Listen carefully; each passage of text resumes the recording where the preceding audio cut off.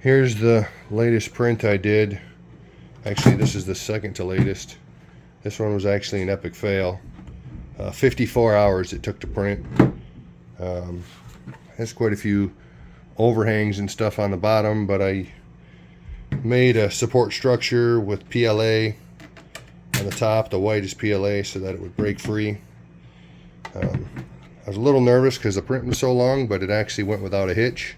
54 hours. The only problem was, turned out what I was going to use it for, the lid wouldn't close, which will become obvious in just a second. So here's V2. It's installed this time. The mistake I made on the last one was this little teeny lip that you see here, between here and here. I made this flush with the top, and then this lid wouldn't close. What this is it's a tool holder. For some reason, when you buy drills these days, they just send them in bags, which I don't particularly care for. I like to have a case for when I transport stuff around. So after many painstaking hours, I designed this, and I'll show you what I got here. I've got my driver drill. There's here. Well, actually, before I do that, I've got this little drill bit attachment that goes with the driver drills. That goes down in here. And then this goes on top, right there. And then I've got the impact driver right here. That goes right here. I use these old Craig screw containers to hold my bits, and then clips for the drills if I decide to use them. And then I've got the two battery compartments here. Here and here. You put the battery up so you can press the button to see what the status is. And then most importantly, lid closes. You can transport the stuff around. Now I also have a hammer drill.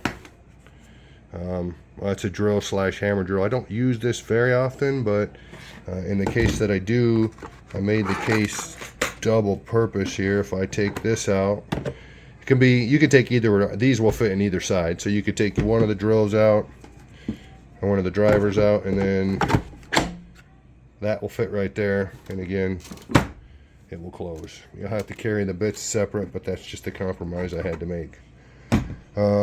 So that's that. 54 hours that took to print, and I printed it twice. It used 1,400 grams of PETG. I ended up using this $10 a roll Sunloop PETG, and I'm actually pretty impressed. It turned out pretty good. There are some imperfections and stuff, like you can see on the top surfaces here, but that's only because I used 10% cubic infill.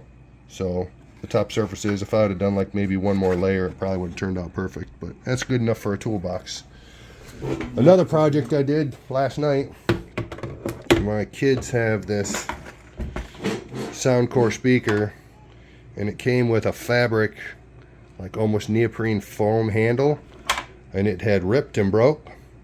So I designed this handle up here, held together with a couple of M3 screws.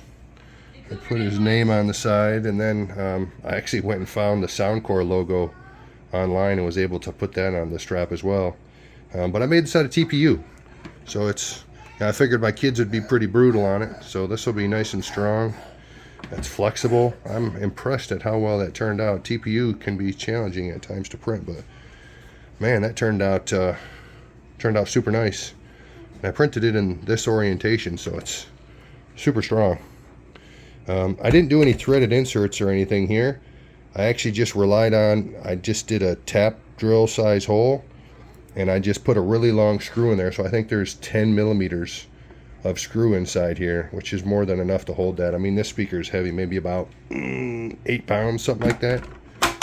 Well, anyways, yeah, so I printed those on my Prusa XL. So it's been running pretty reliably for me. So that was in the past 3 days.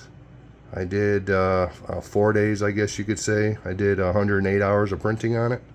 So yeah, 2 tool heads, worked pretty good.